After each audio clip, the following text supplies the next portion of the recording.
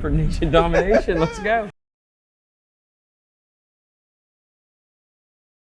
Well, I want to welcome everybody to our first edition of the Leopard Lair. I'm Bob Burick, joined by Robbie Roberts. Tonight we're going to spend some time recapping the first few games of the season for the Leopards football team. Talk about the upcoming battle with North Canton Hoover. Be the 99th meeting of these two schools. And just go over some things that we look for in the game and what you guys can expect. Rob?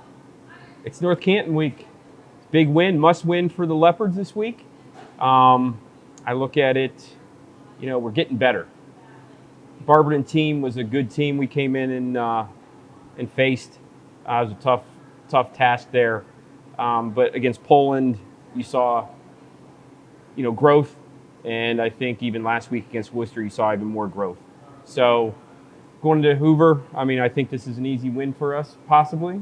I won't predict that, but it's a winnable game for us. And I think our kids are continuing to get better, and we'll see how it goes. Yeah, we'll jump into the Hoover game here in a little bit. First, let's go back a couple weeks and talk about Poland. Some of the things that went down in the Poland game for us. Good battle for the Leopards. Poland is typically a very good football team, and I think we found that when we got there on Friday night. Talk about what you saw on Friday night. All right, so we went down 2 touchdowns pretty early. Second play of the game, running back Don Parker took a 72-yard scant into the end zone. As you'll see, watch Big Play Chambers get held pretty bad on that call, or on that play. Defense settled in as the game went on. They just had trouble with quarterback Jack Bolton. The kid ran for 170 yards with 2 touchdowns on 16 carries. But we battled back. We kind of went with a 2-headed monster that day. We went with a 2-quarterback system. Caleb Miller started out. They brought Davion Cruz in. He led them down on a touchdown drive with Risky Jobs, I believe. So 1-yard plunge.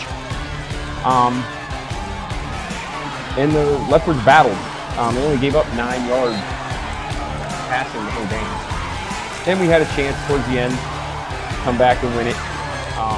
Looking at the highlights and players and focus, Connor Adelman, I thought, had a great game. Zach Seaman had 8 catches, 75 yards, and a touch.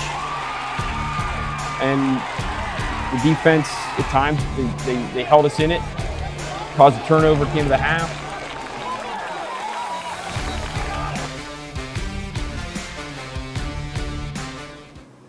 So let's take a look back at last week. The Leopards welcomed the Worcester Generals into Leopard Stadium. Leopards went with their camo Army National Guard jerseys. And good battle for the Leopards last week. Fought all the way to the end. Leopards had actually a 14-10 lead into the fourth quarter of that game. Thought the kids played really well.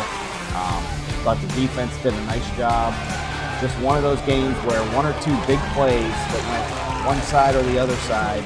And unfortunately for the Leopards, we were on the wrong side of a couple of those plays. Big week last week in general for Louisville. Hall of Fame week, put in 3 really good football players, Bobby Swaggart, Neil Seaman, and Austin Power into the Hall of Fame. Got a chance to talk with them up in the press box last week. All 3 of them doing very well in their lives, but they talked a little bit about Leopard football, what things had meant to them, and one of the things we talked about was some upcoming games, and we'll get into as we preview the Hoover game a little bit. But nice to see those guys up there come back to the stadium and see what was going on with them. Rob, talk a little bit about some of the key plays you saw last week and some of the key players for the Leopards. So I think the defense stepped up right away. They came out, big 3-and-out, first possession, a couple big plays, and they caused turnovers throughout the game. Offense struggled a little bit in the first half. Came out throwing the ball actually in the third quarter, and I think Caleb Miller really settled down and did a nice job. They rolled him out of the pocket, got him where he feels comfortable going out, and he was able to pick apart the Worcester defensive backfield. Caleb ended up with 154 yards passing with a touchdown. So receiving-wise, Zach Seaman, five catches, 65 yards, and a touchdown. Chase Mueller, 4 catches, 52 yards. And A.J. Lingenhole with two catches for 38 yards. And one was a big third down play. He took it down for, looked like he was going to go, but they got him out down the red zone. Okay, defensively, Connor Adelman I thought he played one of the best games I've ever seen him play defensively. 2 interceptions at the safety position. Jacob Davide was all over the field, shooting gaps, coming up, getting big tackles for losses. Zach Seaman was all over the place. And I thought A.J. Lingenhole played great up front. Big 6'6", 8'4" wingspan, dropping down passes, and he was a havoc in the backfield.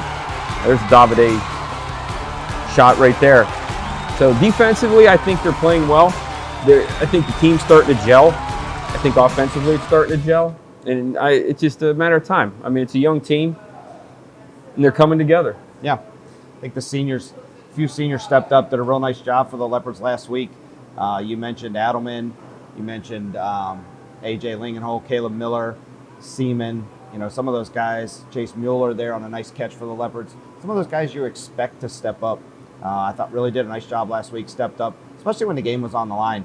I think a lot of people look at that score, see the Leopards up 14-10, see the Leopards give up a late touchdown, end up losing the game. But, those things, it's all part of the process. It's all part of growing. It's all part of becoming a good football team. And I think they took a step in the right direction despite taking a loss. You get a step in the right direction there, and you move forward into next week, which brings us obviously into this week.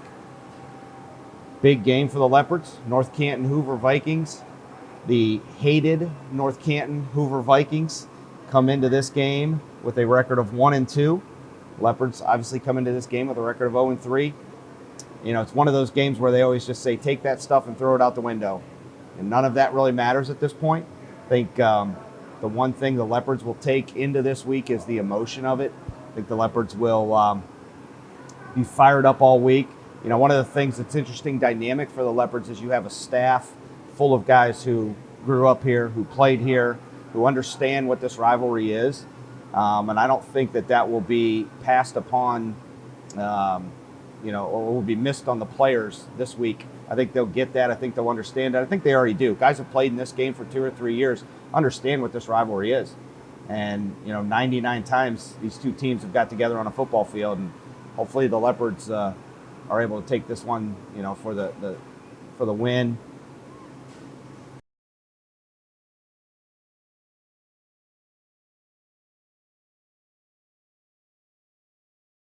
So looking at Hoover, both teams they're very similar.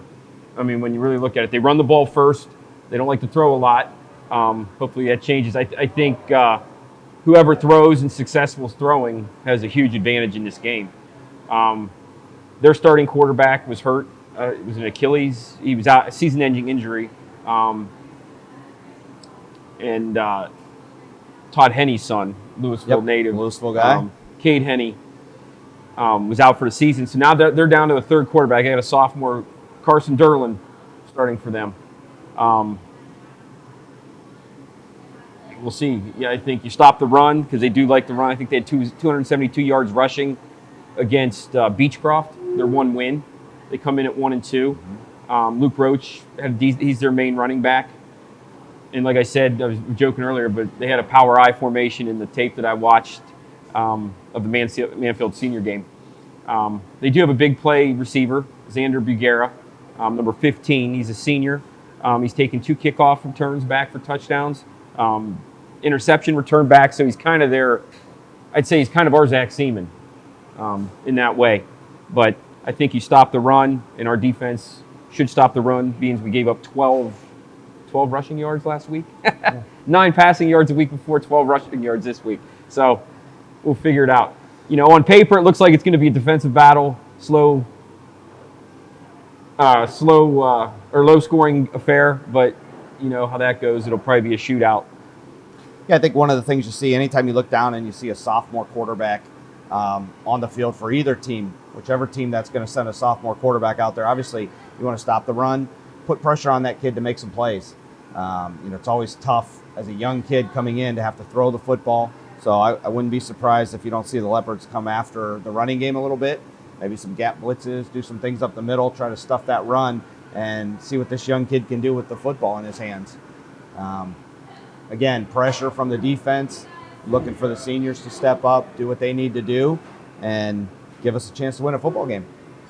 Yeah, I look for the seniors to step up. I look for Caleb Miller to have a big game. I look for Connor Adelman to have a big game. Zach Seaman always seems to have a big game. This means a lot to them.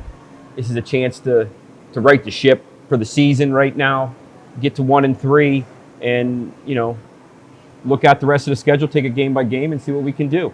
And I think that's one of the things that can happen with this game against Hoover, is that one game with a win in this game can really change the direction of the season for this team. You get a lot of confidence out of a win against Hoover. You get a lot of emotion out of a win against Hoover. And I think, if the Leopards can come out and take care of business on Friday night, I think it can change the direction of the season for this team. So we'll have to wait and see what happens.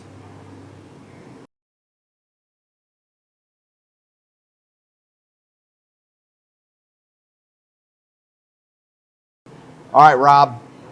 Friday night, Louisville takes on Hoover at Leopard Stadium. What do you got for us? All right, I think Leopards come through on all facets of the game. I think Miller has a big game passing. I think the defense scores. I think we score on special teams. 31-10, Louisville. Rob calling a 31-10 victory. I'm going to go Kirk Herbstreit because I'll be announcing the game on Friday night, like College Game Day. I can't make up. No, I'm just kidding. Just teasing. I think I look for a big game out of Zach Seaman this week. I wouldn't be surprised if we don't see Zach Seaman in the end zone 4 times this week. And that being said, I'm going to go Leopards 31, Vikings 24. So we're calling 2 wins for the Leopards out of us here in the Leopard Lair. Robbie Rob. Bobby Bob. Let's see what happens.